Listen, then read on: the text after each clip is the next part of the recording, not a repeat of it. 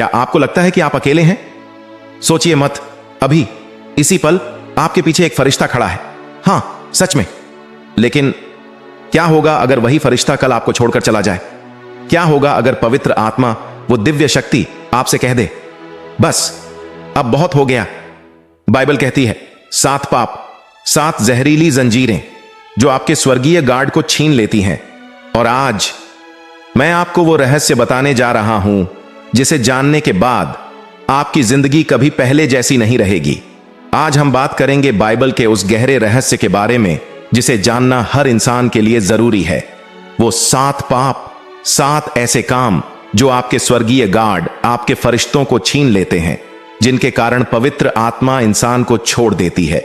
यह कोई डरावनी कहानी नहीं है, यह बाइबल की सच्चाई है।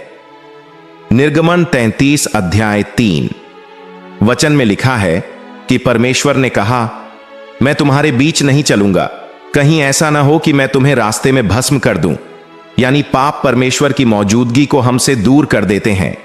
आज हम जानेंगे वो 7 जहरीली जंजीरें और सीखेंगे कि कैसे उनसे बचकर अपने फरिश्तों को अपने पास बनाए रखें। चलिए शुरू करते हैं।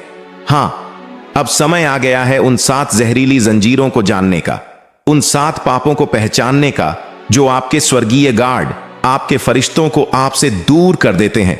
और सबसे डरावनी बात, जो पवित्र आत्मा को दुखी कर देते हैं। सुनो, सबसे पहला पाप, सबसे खतरनाक पाप, सबसे घातक जहर है अभिमान, घमंड, अपने आप को बड़ा समझना। क्या आप जानते हैं कि पहला पाप स्वर्ग में हुआ था? लूसीफर, वो चमकता हुआ फरिश्ता जो परमेश्वर के सिंहासन के सबसे करीब था, उसने क्या कहा? यशायाह 14 अध्याय 13 से 14 वचन, मैं अपने सिंहासन को परमेश्वर के सितारों से भी ऊपर करूंगा, मैं सर्वोच्च के समान बनूंगा। और बस एक पल में वो फरिश्ता शैतान बन गया और उसके साथ 1/3 फरिश्ते भी स्वर्ग से गिरा दिए गए। नीति वचन 16 अध्याय 18 वचन क्या कहता है? विनाश से पहले गर्व और पतन से पहले घमंड होता है। हां, अभिमानी मनुष्य सोचता है कि उसे परमेश्वर की जरूरत नहीं।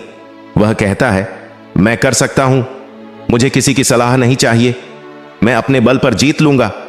लेकिन सुनो, परमेश्वर क्या कहते हैं? याकूब 4 अध्याय 6 वचन, परमेश्वर अभिमानियों के विरोध में खड़ा होता है पर दीनों पर अनुग्रह करता है। जब आप अभिमान में जीते हैं, आपके फरिश्ते पीछे हट जाते हैं, क्योंकि परमेश्वर उन्हें अभिमानी की रक्षा के लिए नहीं भेजता। आपका गार्ड छिन जाता है। राजा नबूकदनेस्सर की कहानी याद है? दानियेल 4 अध्याय 30 से 33 वचन, वह घूम रहा था अपने महल की छत पर और कह रहा था, क्या यह बड़ा बाबुल नहीं है जिसे मैंने अपने बल से बनाया है? और उसी समय एक आवाज आई स्वर्ग से, हे राजा नबूकदनेस्सर, तुझसे कहा जाता है कि राज्य तुझसे छिन गया और वह पागल हो गया, जंगली जानवरों की तरह घास चरता रहा। उसके फरिश्ते कहां थे? वे उसे छोड़कर जा चुके थे, क्योंकि अभिमान ने उसे निगल लिया था। दूसरा पाप है ईर्ष्या, जलन, किसी और की खुशी देखकर जलना, किसी और की बरकत देखकर कुढ़ना। क्या आपको कैन और हाबिल की कहानी याद है?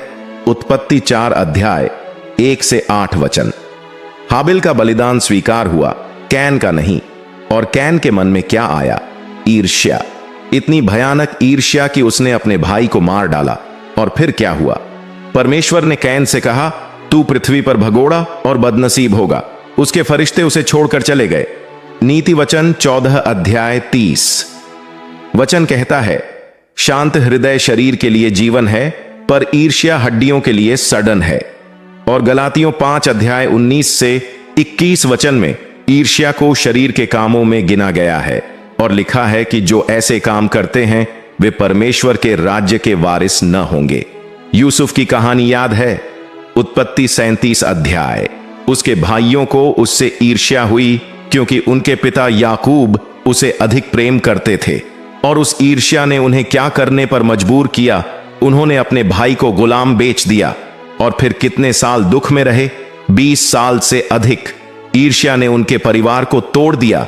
जिसके मन में ईर्ष्या है वो प्रार्थना नहीं कर सकता, वो आशीष नहीं पा सकता, क्योंकि उसका दिल जहर से भरा है और जहर भरे दिल में पवित्र आत्मा नहीं रह सकती। तीसरा पाप है क्रोध, गुस्सा। वो आग जो रिश्तों को जलाकर राख कर देती है। क्या आपने कभी गुस्से में कुछ तोड़ा है? क्या आपने कभी गुस्से में किसी को दुखदाई बात कही है और बाद में पछताए हैं? इफिसियों 4 अध्याय 26 से 27 वचन में लिखा है, क्रोध तो करो पर पाप मत करो। सूर्य अस्त होने तक तुम्हारा क्रोध न रहे और शैतान को स्थान मत दो। गौर से सुनो, शैतान को स्थान मत दो। जब आप क्रोध में भर जाते हैं तो आप शैतान को अपने जीवन में जगह दे रहे होते हैं, और जहां शैतान आता है वहां फरिश्ते जाते हैं। मूसा, परमेश्वर का वह महान सेवक, क्रोध के कारण प्रतिज्ञा की भूमि में प्रवेश नहीं कर सका। गिनती 20 अध्याय 10 से 12 वचन। उसने चट्टान को मारा जब परमेश्वर ने उससे केवल बोलने को कहा था, और उस एक क्रोध ने उसे मन्ना की भूमि से वंचित कर दिया। नीति वचन 16 अध्याय 32 वचन कहता है, धीरजवंत मनुष्य योद्धा से उत्तम है और अपने मन पर काबू रखने वाला नगर पर अधिकार करने वाले से उत्तम है।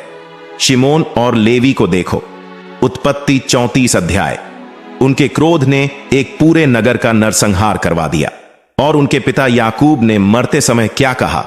शापित हो उनका क्रोध, क्योंकि वह बहुत भड़का। क्रोध आप पर परमेश्वर का शाप ला सकता है। चौथा पाप है आलस्य, सुस्ती, काहिली। वो चोर जो आपका समय, आपकी सेहत, आपकी बरकत चुरा लेता है। नीति वचन 24 अध्याय 30 से 34 वचन में लिखा है, मैं आलसी के खेत और समझ से रहित की दाख की बारी के पास से होकर गुजरा, और देखो वह सब झाड़ियों से भर गया था। तब मैंने सोचा और ज्ञान प्राप्त किया, थोड़ी नींद, थोड़ी ऊंघ, थोड़ी हाथ पर हाथ धरकर लेटना, तो तेरी कंगाली डाकू की नाई आ पहुंचेगी। आलस्य सिर्फ काम न करना नहीं है, आलस्य है प्रार्थना न करना, आलस्य है बाइबल न पढ़ना, आलस्य है सुसमाचार न सुनाना। नीति वचन 18 अध्याय 9 वचन कहता है, जो अपने काम में आलसी है वह नाश करने वाले का भाई है। हां, आलसी व्यक्ति और विनाश करने वाला दोनों भाई हैं, क्योंकि आलस्य से जो खालीपन आता है उसे शैतान भर देता है। नए नियम में भी देखो, मत्ती 25 अध्याय 14 से 30 वचन। प्रतिभाओं का दृष्टांत, जिसने एक प्रतिभा पाई और उसे मिट्टी में गाड़ दिया, उससे वह भी छीन ली गई। आलस्य ने उसे राज्य से बाहर कर दिया। जब आप आलसी होते हैं तो आप अपने फरिश्तों को काम नहीं देते, और बेकार फरिश्ते पीछे हट जाते हैं। पांचवा पाप है लोभ और लालच और पैसे का मोह और अधिक की भूख। इफिसियों 5 अध्याय 5 वचन में लिखा है, क्योंकि तुम यह जानते हो कि किसी व्यभिचारी या अशुद्ध या लोभी जो मूर्ति पूजक है, मसीह और परमेश्वर के राज्य में कोई भाग नहीं है। गौर से सुनो, बाइबल लोभी को मूर्ति पूजक कहती है, क्योंकि जिस चीज को आप सबसे अधिक प्यार करते हैं वही आपका भगवान है, और अगर वह पैसा है या जमीन है या बड़ा घर है तो आपने परमेश्वर को छोड़ दिया। इब्रानियों 13 अध्याय 5 वचन कहता है, तुम्हारा स्वभाव लोभी न हो, जो तुम्हारे पास है उसी पर संतोष करो, क्योंकि उसने आप ही कहा है कि मैं तुझे कभी न छोड़ूंगा और न कभी त्यागूंगा। याद रखो, लोभ ने यहूदा इस्करियोती को बर्बाद कर दिया। मत्ती 26 अध्याय 14 से 16 वचन। 30 चांदी के सिक्कों के लिए उसने उद्धारकर्ता को बेच दिया। और फिर मत्ती 27 अध्याय 3 से 5 वचन में लिखा है कि उसने जाकर फंदा लगा लिया। उसके फरिश्ते कहां थे? वे जा चुके थे, क्योंकि लोभ ने उन्हें भगा दिया था। गेहजी की कहानी याद है? दूसरा राजा 5 अध्याय 20 से 27 वचन। एलीशा का सेवक, उसने नामान से झूठ बोलकर पैसे ले लिए, और एलीशा ने क्या कहा? क्या यह समय है पैसे लेने का? इसलिए नामान का कोढ़ तुझसे लगा रहेगा, और वह कोढ़ी हो गया। लोभ ने उसे न केवल फरिश्तों से बल्कि स्वास्थ्य से भी दूर कर दिया। छठा पाप है पेटूपन, खाने पीने की अति, वो आदत जो शरीर को मंदिर नहीं बल्कि कूड़ेदान बना देती है। फिलिप्पियों 3 अध्याय 19 वचन में लिखा है, उनका अंत विनाश है, उनका ईश्वर पेट है, और वे अपनी लज्जा की बातों का घमंड करते हैं और पृथ्वी की वस्तुओं पर मन लगाते हैं। हां, जिनका ईश्वर पेट है, यानी जो सिर्फ खाने पीने में लगे हैं, जिनकी सबसे बड़ी चिंता यही है कि क्या खाएं क्या पिएं, उनका अंत विनाश है। नीति वचन 23 अध्याय 20 से 21 वचन कहता है, दाख मधु के पियक्कड़ों में न मिल, न मांस के बड़े खाने वालों में संगति कर, क्योंकि पियक्कड़ और पेटू कंगाल हो जाते हैं और ऊंघने से चीथड़े पहनने पड़ते हैं। याद रखो, एसाव ने एक कटोरी दाल के लिए अपना पहिलौठे का अधिकार बेच दिया। उत्पत्ति 25 अध्याय 29 से 34 वचन। एक कटोरी दाल, और वह आशीष से वंचित हो गया। उसके फरिश्ते उसे रोक न सके, क्योंकि उसने अपनी भूख को परमेश्वर से बड़ा कर लिया था। इस्राएलियों को देखो मरुभूमि में, गिनती 11 अध्याय। वे रोए, हमें मांस चाहिए, और परमेश्वर ने उन्हें मांस दिया, इतना कि उनकी नाक से निकलने लगा। और फिर क्या हुआ? जब मांस उनके दांतों में ही था, परमेश्वर का प्रकोप भड़का और बहुत से मर गए। पेटूपन ने उनके जीवन ले लिए। और 7वां पाप, सबसे घातक, सबसे विनाशकारी पाप है वासना, व्यभिचार, अनैतिकता, वो आग जो शरीर और आत्मा दोनों को जलाकर राख कर देती है। इफिसियों 5 अध्याय 3 वचन कहता है, पर व्यभिचार और किसी प्रकार की अशुद्धता और लालच का तुम में नाम तक न लिया जाए, जैसा पवित्र लोगों के योग्य है। और इब्रानियों 13 अध्याय 4 वचन कहता है, विवाह सब में आदर की बात समझी जाए और बिछौना निष्कलंक रहे, क्योंकि परमेश्वर व्यभिचारियों और परस्त्रीगामियों का न्याय करेगा। याद करो दाऊद को, परमेश्वर का वह प्रिय सेवक जिसके बारे में कहा गया था, मुझे दाऊद के समान एक मनुष्य मिला है। लेकिन एक रात एक नजर बतशेबा पर पड़ी नजर। दूसरा शमूएल 11 अध्याय। और फिर क्या हुआ? व्यभिचार, फिर हत्या, और फिर उसके घर में तलवार कभी न रुकी। उसका बच्चा मर गया, उसकी बेटी के साथ बलात्कार हुआ, उसका बेटा उसके विरुद्ध खड़ा हो गया। नीति वचन 6 अध्याय 32 वचन कहता है, परस्त्रीगामी मनुष्य निर्बुद्धि है, ऐसा करने वाला अपना ही नाश करता है। शिमशोन को देखो, न्यायियों 16 अध्याय।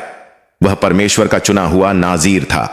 उसके बालों में उसकी शक्ति थी, लेकिन दलीला की वासना ने उसे बर्बाद कर दिया। उसकी आंखें फोड़ दी गईं, वह पिसाई करता रहा और अंत में उसे अपने दुश्मनों के साथ मरना पड़ा। वासना आपके फरिश्तों को भगा देती है, क्योंकि पवित्र फरिश्ते अशुद्ध जगह पर नहीं रह सकते। जिस घर में अश्लीलता है, जिस कमरे में गंदगी है, वहां परमेश्वर के दूत नहीं ठहरते। पवित्र आत्मा क्यों छोड़ती है इंसान को? अब समझे, ये 7 पाप, ये 7 जहरीली जंजीरें, ये ही हैं जो पवित्र आत्मा को दुखी करती हैं। इफिसियों 4 अध्याय 30 वचन कहता है, और परमेश्वर के पवित्र आत्मा को शोकित मत करो, जिससे तुम छुटकारे के दिन के लिए मुहर किए गए हो।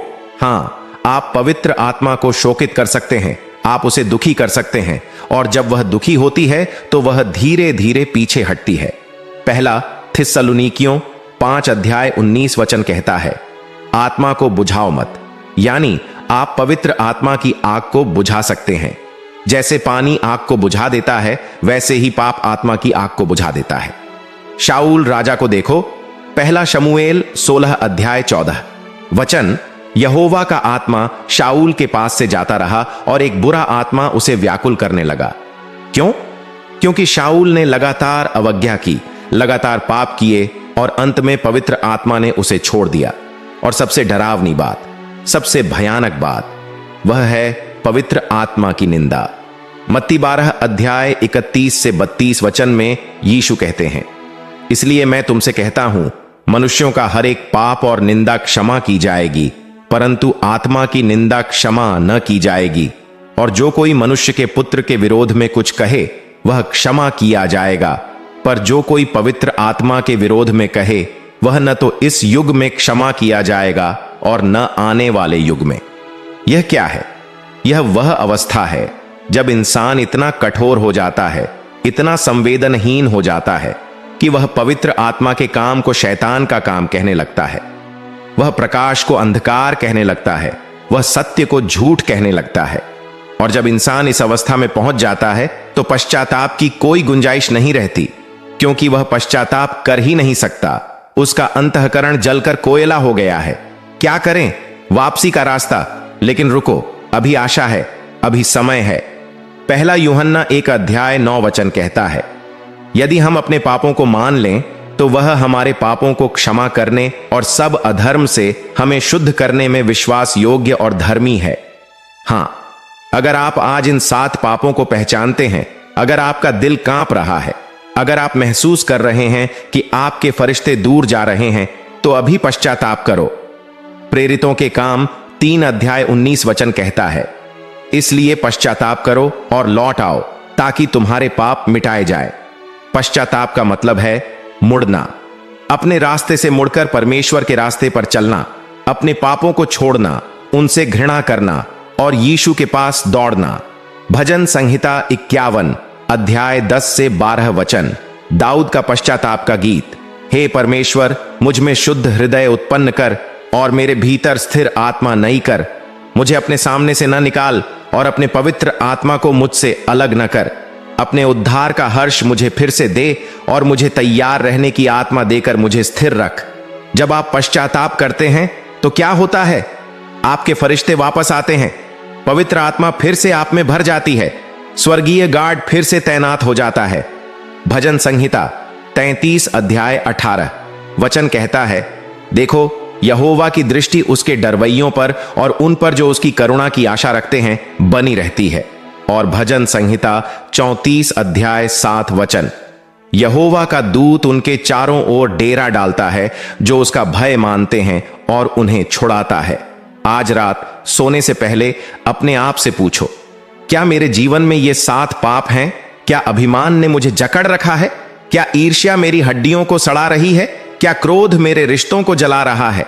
क्या आलस्य मेरी आशीष चुरा रहा है? क्या लोभ मेरा भगवान बन गया है? क्या पेटूपन मुझे कंगाल कर रहा है? क्या वासना मुझे नरक की ओर खींच रही है? याद रखो गलातियों 6 अध्याय 7 वचन, परमेश्वर ठट्ठों में नहीं उड़ाया जाता, क्योंकि मनुष्य जो कुछ बोता है वही काटेगा। रोमियो 6 अध्याय 23 वचन, क्योंकि पाप की मजदूरी तो मृत्यु है, परंतु परमेश्वर का वरदान हमारे प्रभु मसीह यीशु में अनंत जीवन है। आज ही तय कर लो, आज ही पश्चाताप कर लो। कल कौन जाने, कल कौन जिए। यशायाह 55 अध्याय 6 से 7 वचन, यहोवा को खोजो जब तक वह मिल सके, उसे पुकारो जब तक वह निकट है। दुष्ट अपना मार्ग छोड़े और अनर्थकारी अपनी कल्पनाएं। वह यहोवा की ओर फिरे और वह उस पर दया करेगा, और हमारे परमेश्वर की ओर फिरे क्योंकि वह बहुत क्षमा करेगा। मेरे भाइयों, मेरी बहनों, अगर आज इस वीडियो ने आपके दिल को छुआ है, अगर आपने अपने जीवन में ये 7 पाप पहचाने हैं, तो अभी इसी पल अपने घुटने टेक दीजिए, परमेश्वर से 2 शब्द कहिए, हे प्रभु मुझ पापी पर दया कर।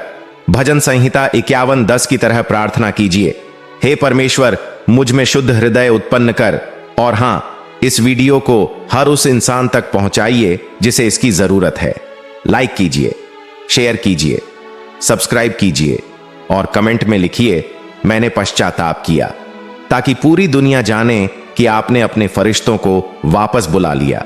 परमेश्वर आपको आशीष दे। आमीन।